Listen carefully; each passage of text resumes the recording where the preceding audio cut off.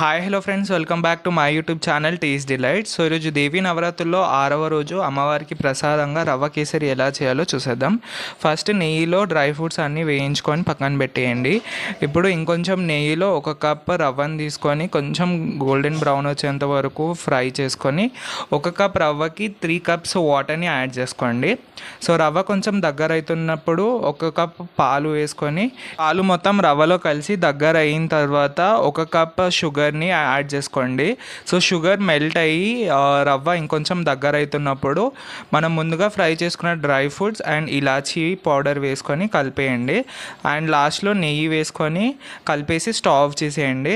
ఎంతో టేస్టీ రవ్వ కేసరి రెడీ. అమ్మవారికి ప్రసాదంగా పెట్టండి. సో నోట్లో పెడితే కరిగిపోతుంది. సో అంత సాఫ్ట్గా ఉంటుంది రవ్వ కేసరి. తప్పకుండా ట్రై చేయండి. వీడియో నచ్చినట్టయితే లైక్, షేర్, సబ్స్క్రైబ్. బాయ్.